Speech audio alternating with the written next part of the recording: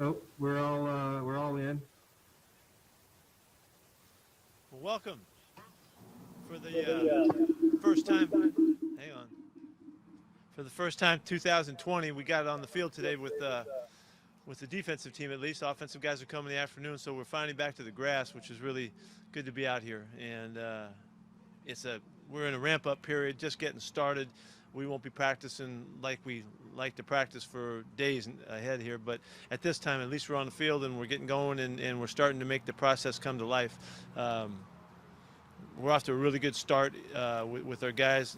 One of the big emphasis to get rolling here was coming in under a quarantine mentality, and we're very fortunate that we tested our way through it and we had very good results, and our guys have prepared themselves really well in that regard. And now, as we start strength and conditioning today and get the guys actually running and doing things, we'll start to begin the evaluation process of where everybody is and how they feel and how the condition that they're in and where things start to fit together. So just getting started.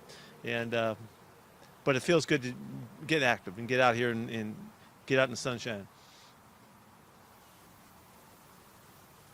Corbin Smith. Basket by Corbin Smith. Hi, Pete. Last time that you spoke with us, you mentioned the possibility of Marquise Blair playing some nickel this year. Now that Jamal Adams has been added to the fold, do you envision Marquise or even Quandre potentially playing some out of the slot to get all three of those players in the field at the same time? How much flexibility does that give you schematically with three versatile athletes like that? Yeah, we're really pumped about this. This camp to figure that part out. For the most part, we have to figure out Marquise.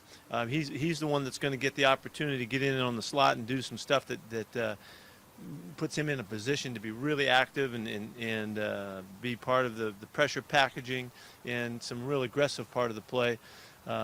So that's cool for him. As we add, Jamal into the program here, there's so many things that he does well that we're excited about fitting that together, and as we move forward. It doesn't seem like uncharted territory for me at all, because I've been very fortunate and coached some really, really good safeties over the years, and I see traits of Jamal in all of those guys. He can do everything that we want a guy to do. He's most dynamic as an aggressive player, where he has chances to make plays and be around the line of scrimmage and around coverage and in pressure situations. He's really good at all of that. So, I'm thrilled to be putting this thing together. We won't know for some time now, but I can picture it, and I can't wait to see this come to life. Thank you. John Boyle. Yeah, Pete, just to follow up on that, this is the first we've talked to you since the Adams trade. Just his unique talents, what does he bring to you guys in terms of playmaking ability, and how can he help this defense? You're talking about Jamal now? Yeah. Yes. Yeah. Well, one of the things that the style of his play is that he's really aggressive. He's an attack-oriented guy. He's a guy the kind of guys that I've seen in years past that when they see things, they don't hesitate. They go, and they're very, very decisive and very physical and creative as well. It takes creativity to see the opportunities and then to seize those opportunities, and he's got all of that. Great burst, physical nature, and then also the athleticism to make the plays happen. He's really good in coverage one-on-ones. He's good in zone stuff. So it just all fits, and so we're going to, we had a very dynamic duo in years past, when Cam and Earl were here. Those guys were entirely different players. I mean, they couldn't have been further. I mean, one guy was huge, and the other guy's a smaller guy. Just a huge difference in the talent that they brought. But yet we incorporated their stuff to hopefully, and we tried to. It was the illustration of our approach to highlight the uniqueness of the players. And so that's what's going to happen here with Jamal and really. Quandre Diggs is a really dynamic player too. He showed that last year with us, and as we already pointed out, Marquise has a whole structure to his game that we love to fit in. So this is really all we could hope for, and you'll see it come to life. But it's about putting them in really good positions and then cutting them loose to do the things they're good at. Thank you. Curtis. Hey, Pete, I'm kind of curious how you view where your cornerback situation's at now with Quentin Dunbar not able to be here with you, given his legal circumstances. If you have any update on that front, I'd welcome it too. But just kind of how you see all the pieces you do have there kind of piecing together at this stage. Okay, well, I don't have any updates for you on Quentin's situation right now. It's really it's out of our hands, and we'll see how that goes. But we're in the developmental stage of our corners growth. I thought Shaq had a great season last year for us. Really bounced back. I thought year 1 and year 2 was there. We thought he could do better. Year 3, I thought he did a fantastic job. I thought he exploded. Playmaking, physical, count on, come through guy, all of that, big plays, all of that stuff he did. In year 2 for Trey, I thought also kind of maybe not as much ground we made up as I would have liked. So he comes back for us just with a whole another experience in his back pocket. I'm going to expect him to be, and a matter of fact, I'd already talked to him about this, be very aggressive, very physical, and make sure that we take advantage of the 2 years that he's got behind him now, and it really comes to the front. So we've got, our corners are coming back, and so the competition is on, and guys will be battling for those spots. I don't want to overlook Ugo, doing what he can do. He was a nice factor late in the year playing the nickel spot. He's going to be in there in the coverage situations and battling with Marquise. So we're really just, like I said, in the developmental process of these guys. I mean, there's no reason to think that they're not going to get better this year and be an improved product from where we were. So we've got experience, we know what we got, and we're physical. So I like our chances. Tim. Hey Pete, from your perspective, I guess, what has these first few days of going through the testing process been like? How have you seen it all be handled? And then when you get on the field this week, what is the conditioning going to look like for these guys as you start to ramp up? Okay, it's been a really different process. This is not like any other start to any camp we've ever been around.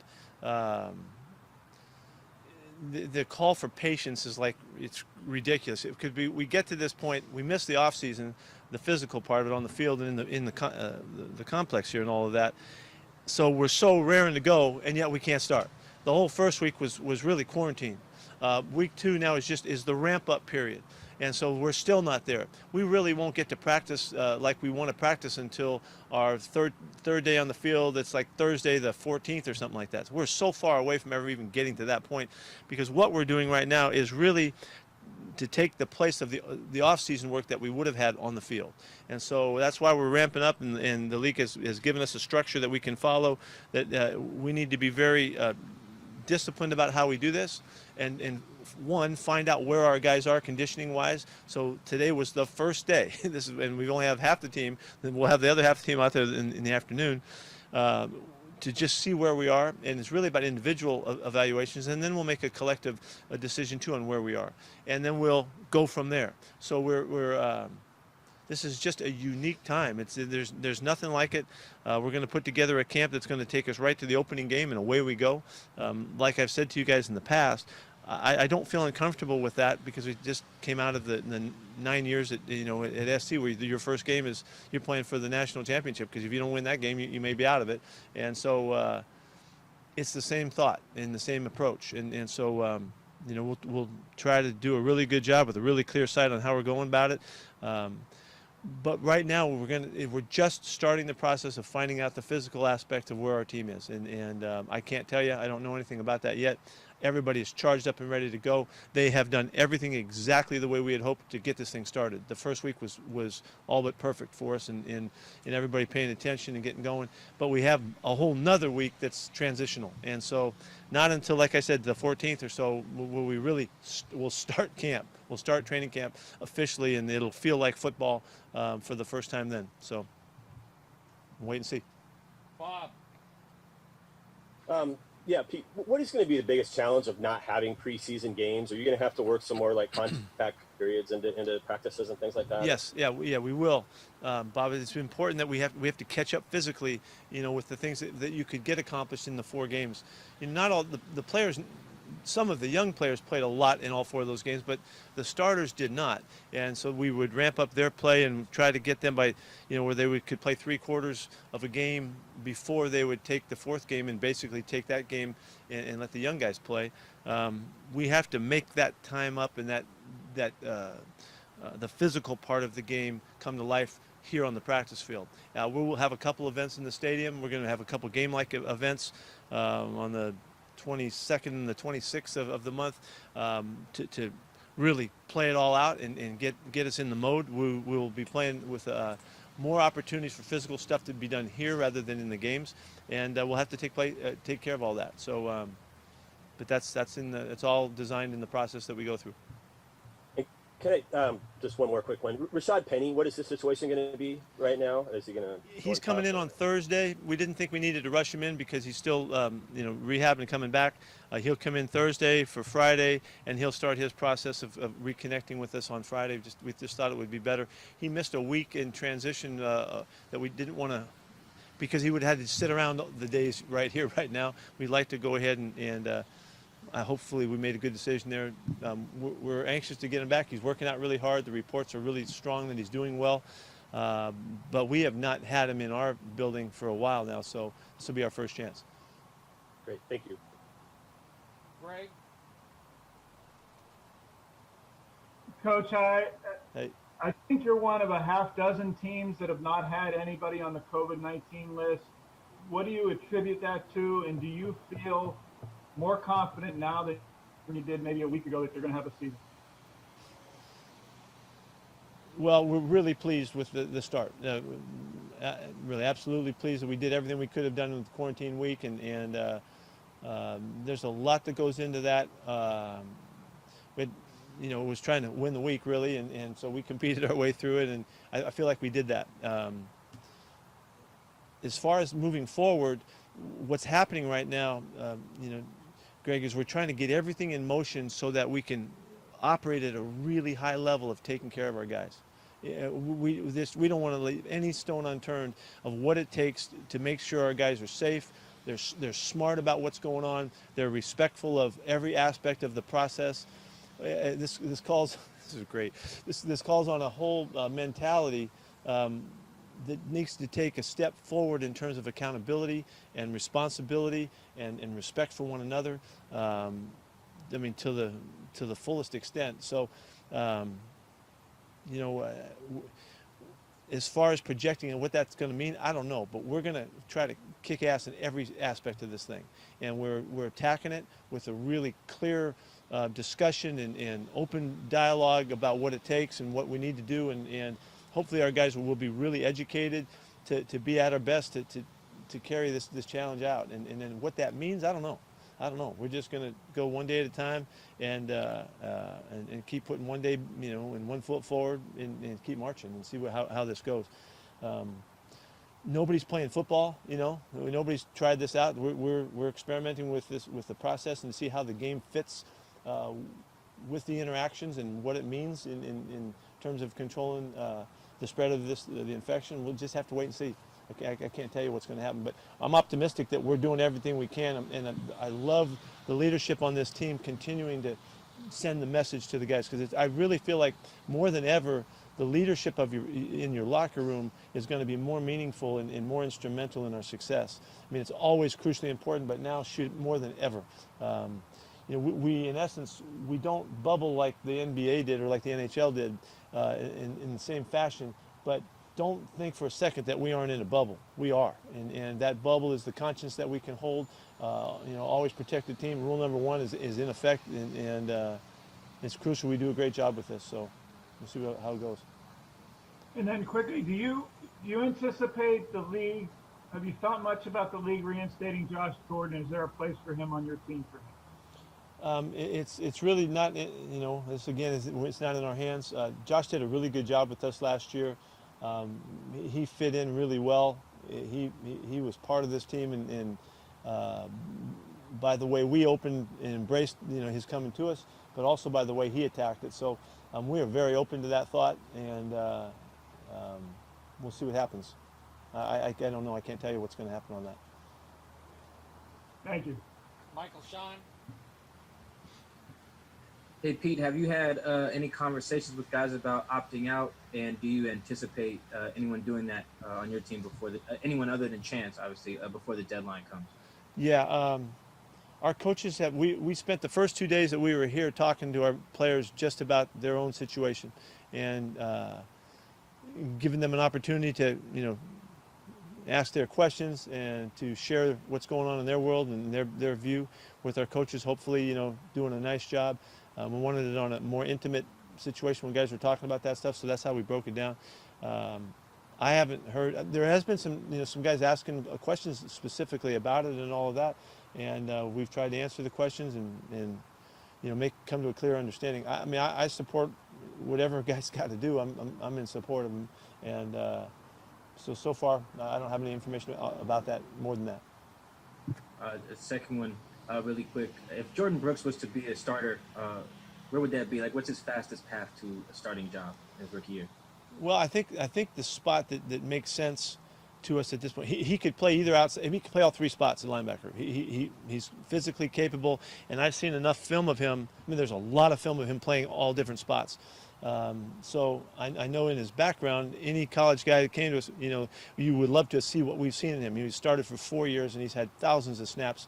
So the flexibility is there. I think his clearest path would be, and the most obvious path would be at the Will Backer spot. We'll see how that goes.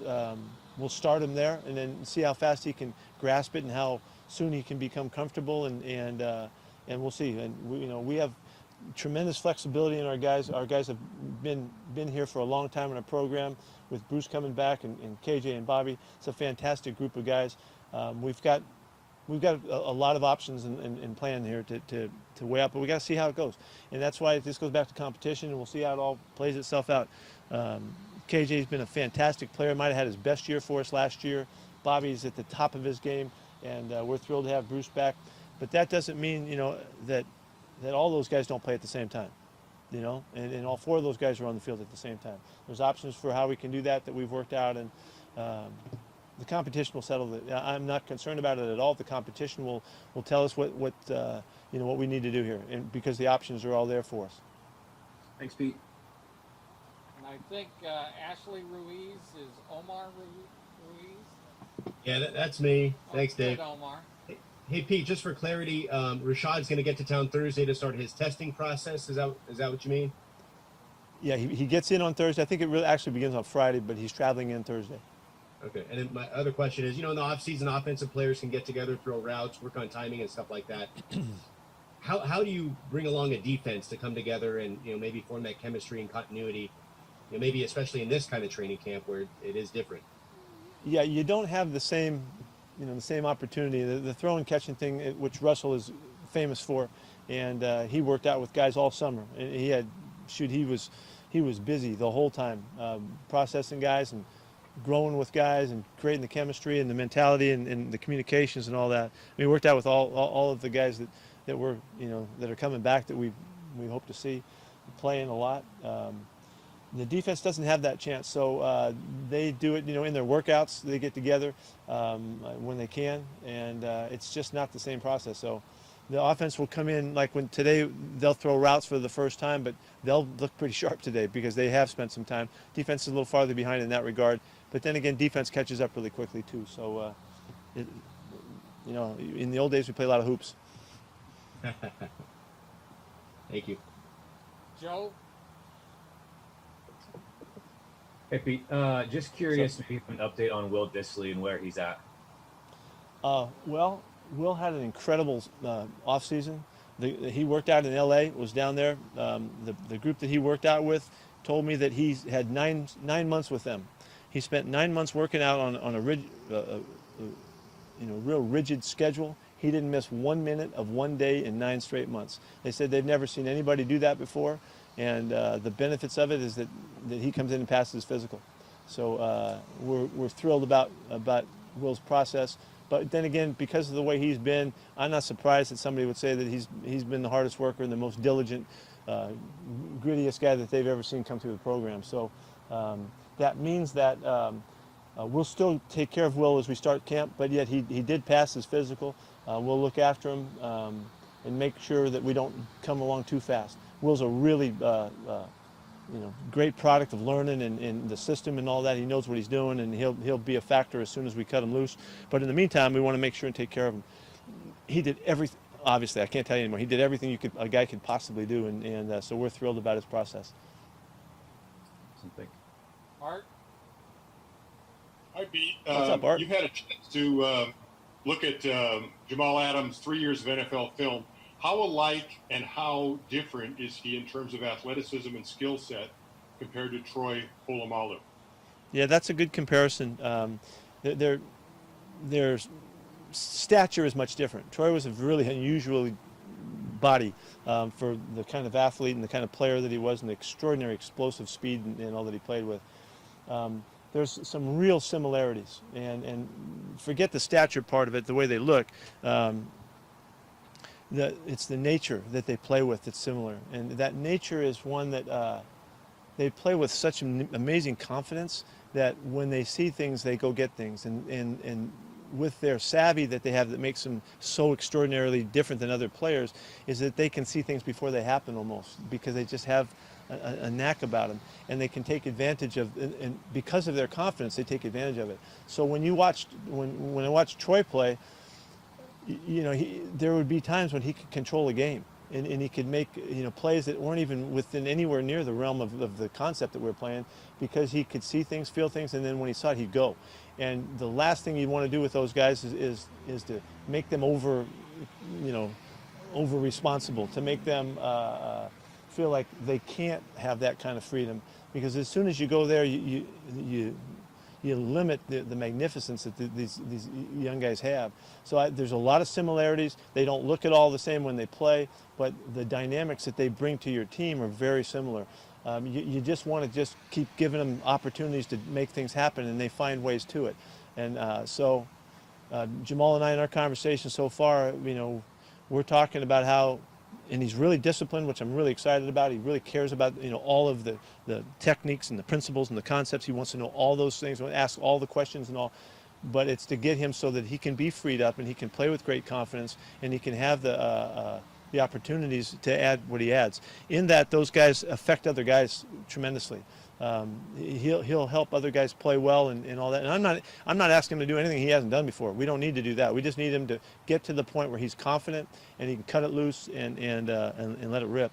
And then he'll affect Bobby and KJ and Jay Reed up front and Bruce on the edge, and they'll affect him too, of course.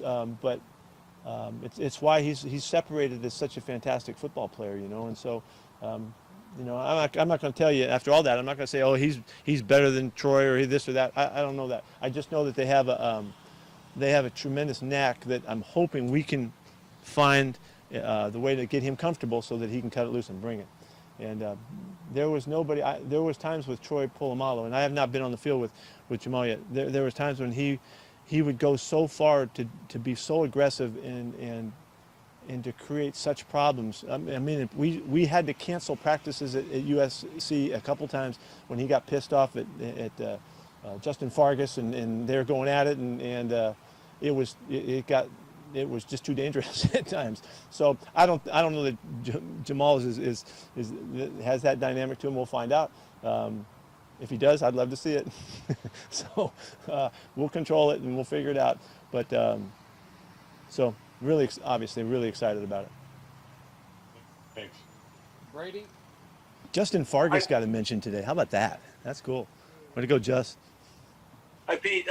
Just wondering, what type of personality does Jamal bring to the locker room, and how were you able to figure that out? I mean, you see what he does on the football field, you see that on tape, but how do you learn about the player before you trade for him like that? Well, you do everything you can in your research. And John, I mean, I should not go a step further. This is such an extraordinary deal that John figured out, and his guys.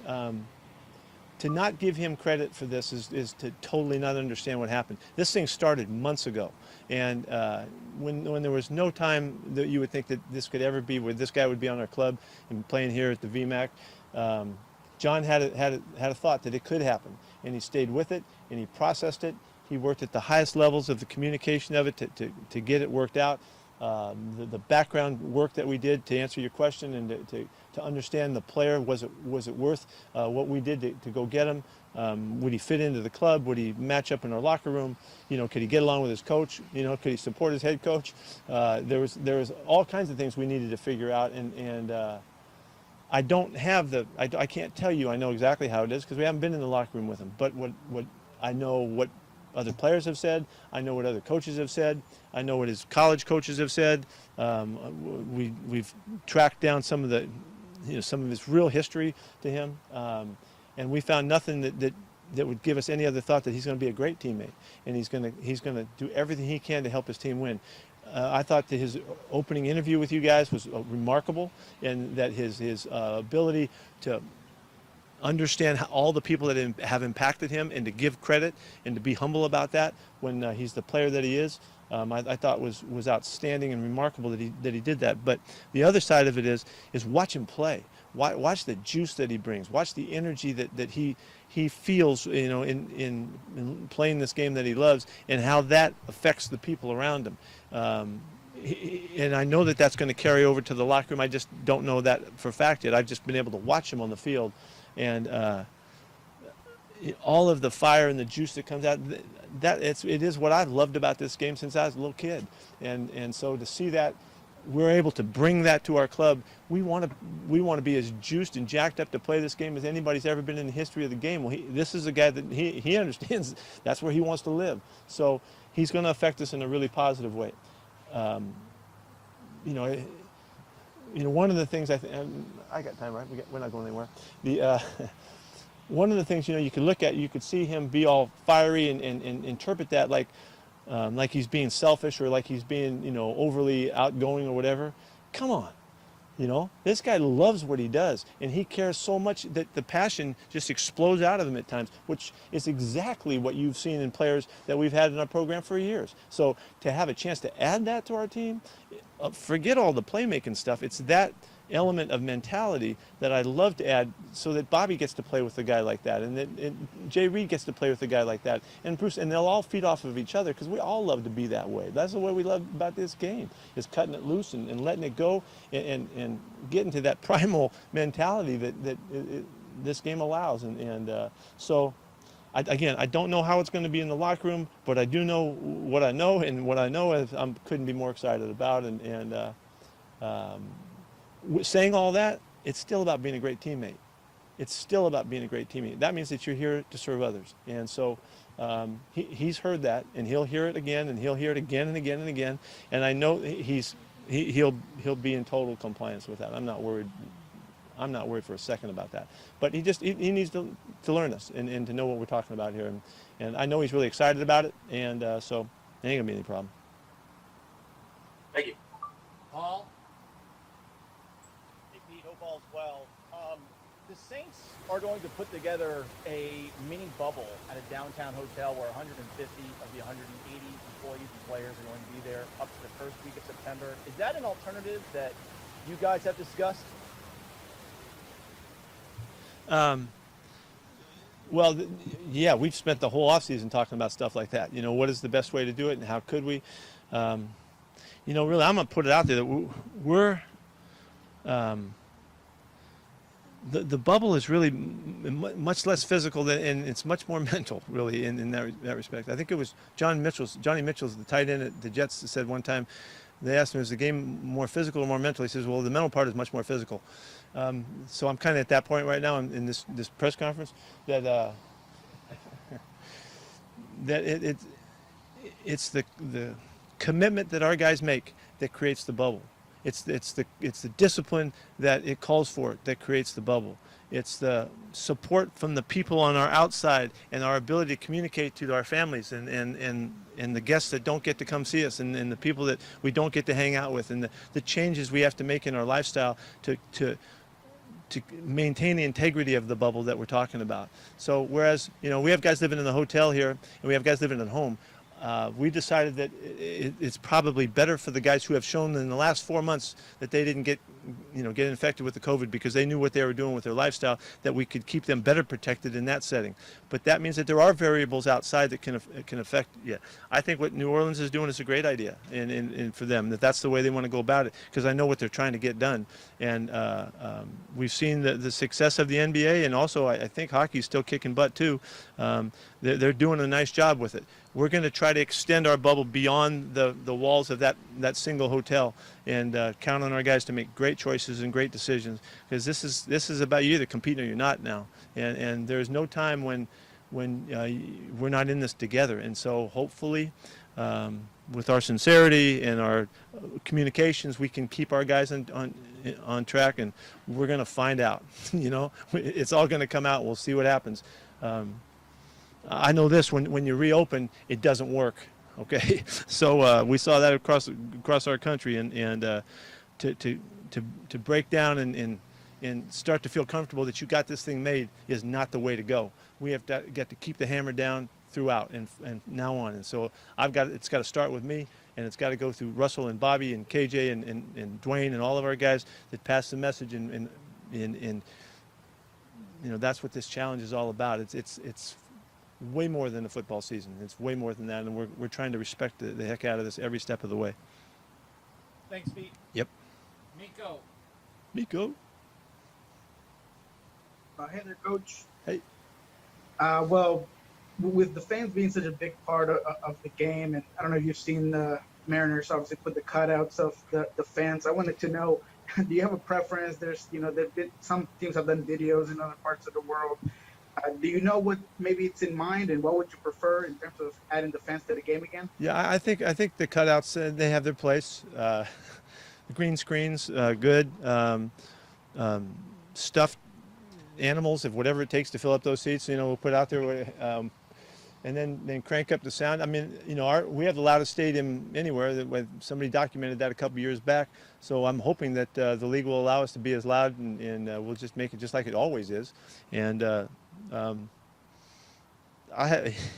don't know really what that's going to be like, but when we go in on the 22nd and the 26th, we're going to get a sense for it. We're actually going to be playing in the stadium like it could be on game day if there's no fans in the stands. And we'll pump the sound, we'll do it all, and away we go. It breaks my heart that our fans who love our game and love our team and all that, the 12s don't get a chance to do it like they've been planning, every year in the offseason, in the build-up and all. But we'll try to bring them as close to them as we can, and share it with them as best we can. But I hope everybody is really creative with our way of making the stadium feel like game day. And so I'm not sure yet. I did make a statement to the 12s. I'm going to try to come up with some creative ways, like when we all step outside on the front doorstep of where you're living and we all scream at the same time. I don't know what it is, but maybe we can be howling all across the state or some way, and see if we can't, set some records that way too. But we're all going to be challenged to figure it out, and hopefully we'll do some great stuff. Thanks, Coach, and great Justin Fargas reference too. Far. Steve Rabel? Y'all know his dad was Honey Bear, right? Yeah. I'll tell you a quick little story. I'm at SC, and somebody said, "Hey, there's a player and his dad that wants to come in and talk to you about maybe coming to school."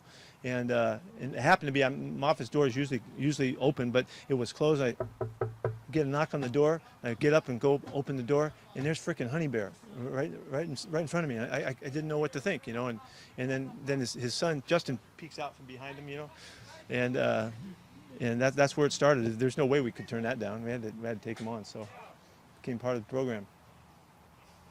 It's a little sidebar story. Steve Rabel? Yes. I'm still writing the story about Honey Bear. Sorry. There you go. Hey, Pete, with all due respect, you are one of the few people in and around the building of the age group that is most susceptible to COVID. How has this affected you personally from the time that we all have had the shelter kind of in place and through this period? What has gone through your mind through all of this? Well, I'm no different than anybody else, Ray. By the way, what are you doing with yourself anyway, man? What are you just hanging around? I'm loving retirement. I'm getting ready for a football season. How's your wife doing? She handling okay? She's sort of okay with me being at home this much. I got it. Yeah, Touch and go, right? a little bit. What was the question? You personally. Yeah. Okay. Here it is. I'm no different than anybody else in terms of whatever. I mean, I know what the stats are. Matter of fact, my wife and I we've dug in. We've spent this entire time studying every aspect of this thing, in every way that we can. As just a couple at home, knowing that the responsibility that we bear for everybody, and trying to guide and lead and make choices and decisions and so that we could, because we feel such a responsibility for the care of everyone, that we've been really disciplined about it. And but we've been really disciplined, but we've also been active too, and we've measured our ways to do that. We're out all the time and out and about. We're very, very serious about the whole mask thing. We have been throughout. We're really disappointed when it kind of went south on us and we didn't stay with it, because our state that made a great turnaround from an initial shocking, ground zero story, we lost our edge a little bit here. And honestly, I think it's about mental toughness. It's about being freaking tough, because this ain't easy. It ain't easy putting up with all the discomfort and the newness and the nuances and stuff to live with it. But I felt like I better get my act together. I better be really good at this. So that's what I've tried to be. And so mentally about that means, you got to be hard on yourself, and you got to push yourself, and you got to give up some stuff that you normally would do. And I'm no different than anybody else in that regard.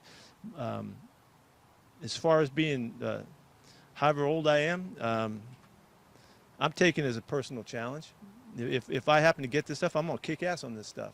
And if I don't, it's going to be because I was able to find a way to luck my way through it, because this is a very treacherous thing everybody's dealing with, and we got to hopefully have good fortune along the way, as well as good, great discipline. And so it's really important for me to take it, head on and deal with it in a way. I'm so disappointed that we weren't tough nationally. We weren't tough enough. We were too soft on it, and we couldn't hang. And we had to let up and find ways and excuses for not maintaining the discipline that it takes to beat this thing back. So I'm hoping in our program here we can set an example. I don't know how it's going to turn out, but I hope we set a great example of what it takes to do this. And in that, 6 months from now, we're still going to be involved. And so as this season, as we play it out, maybe we learn something. Maybe we can help some other people. Maybe we can, inspire somebody, if we're fortunate enough to do well and do right, to beat this thing that's disrupted everything, And so, so personally, I don't think it would surprise you that I'm competing my butt off to do this well and right, and hopefully I can affect, those that I can reach and in the program, and we can all do this. So really important stuff. Thanks, Pete. Vita, bring us home. Bring it on now. All right, Coach. Hey, Coach, you've stressed the importance of improving year one, even year 2 to 3. What expectations do you have for DK Metcalf? And I would say especially not physical, but more mentally. Well, this is a great story now. It's been a great story from the start. And it really, I don't want to give it the start as when we both took our shirts off and, at the combine. I don't think that's the start of it. I think it's much more so once he got here. What a great kid, man. I'm so fired up for him. He had so much to prove in his first year that because he's a great competitor, and he had a chip on his shoulder that was huge, and he wanted to prove that he belonged and that he could be a star. And he did everything he could in his first year. Smart, bright, tough, consistent, applied himself, made the plays, and overcame the disappointments of the plays that he couldn't make at times that are well within his range. He's going to be better this year. He had an incredible offseason. He spent, at least a month with Russell working out, and they found a way to do it, and they had a phenomenal summer in that regard. What gives him a chance to be a really exciting player is his mentality. He knows exactly who he is. He knows where he's come from. He knows what it's all about. He's not going to let anybody get in the way of him being all he can be. And that's all we could ever ask for. What that is, I don't know. But now we know we can move him around. We can ask him to do a lot of different stuff. We were hesitant because he was a young player and all. But we weren't sure if he was able to handle stuff, but we know now he's really a bright football player, and he's got flexibility, and he blocks, and he can rip down the field.